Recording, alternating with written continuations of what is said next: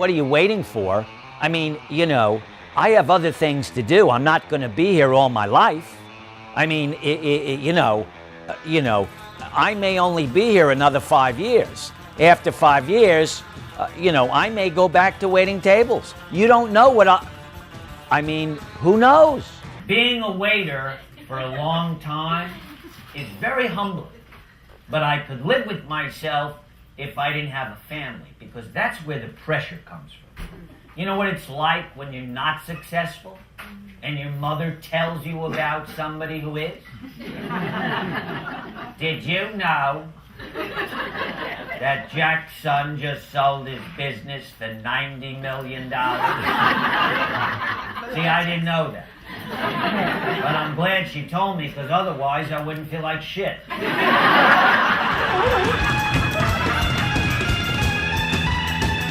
The fact is that I worked in casual restaurants. I wasn't going to spend 2 weeks training to learn what side of the table that I serve the food and what side, you know, and I what, you know, those crumb things where you scrape.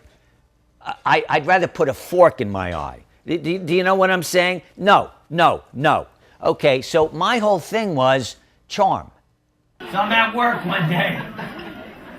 Guy walks in, right? Starts doing this. I mean, he's flagging me down as he's being led to the table.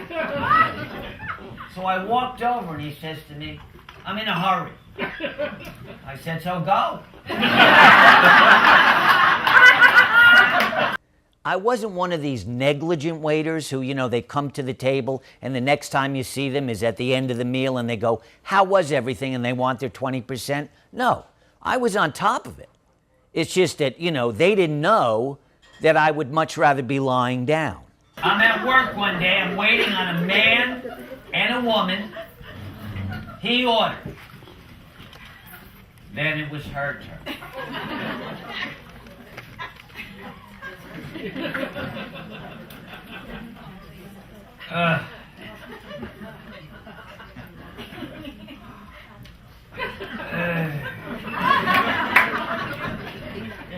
Everything looked so good. And you say you're out of the swordfish. Well, I had chicken for lunch. I don't want heavy. This looks good, but I can't have pepper. I mean, I can, but I shouldn't. What are you getting? No. Okay. All right. Okay. I'll tell you what. I'll take...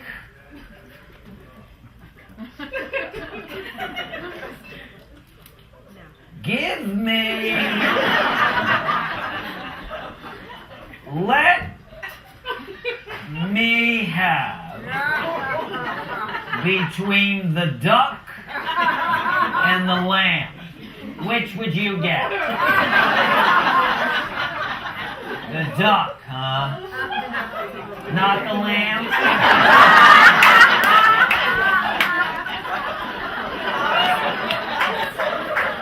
Meanwhile, while she's deciding, the guy tries to occupy. Says to me, "So, what do you do when you're not here?" I said, "I have other tables."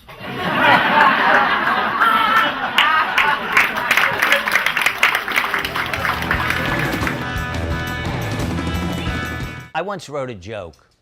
You know, somebody once said, if you're happy, you're successful. My mother thinks success is determined by your income. So either way, I'm unsuccessful. You know what I'm saying? This is Mrs. Zimmerman.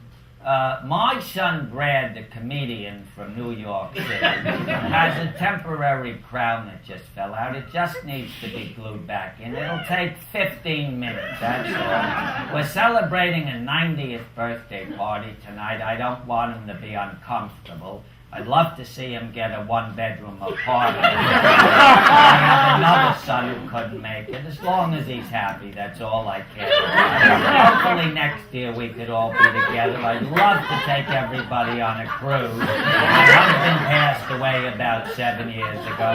I have a problem with my eyes, very painful. Nothing they can do. I've been every doctor. My brother has Parkinson's. My sister just had a second hip replacement. Most of my friends who lose their husbands are dating. Not for me. If I could meet somebody like my husband, most of the men my age want somebody in their 50s.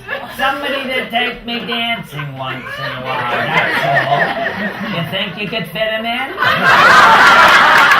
Here I am finally with a cushion. And I'm driving with her 6 months ago, and we're in the car, and she goes, Brad, maybe you should go back to graduate school and write your thesis so you could teach, just in case. And I just was like, they will never, ever, ever get. On my mother's deathbed, she's going to say to me this, how are you fixed for cash? Do you know what I'm saying? When I told my mother the title of this play was My Son, the Waiter, A Jewish Tragedy, the next day there was a message on my machine. I love the title, but it should be My Son, the Waiter, A Jewish Mother's Tragedy. I may not be living in 5 years, and I will tell you this. There will be somebody playing me if I pass, but he won't be as good as me. So come see me play me now.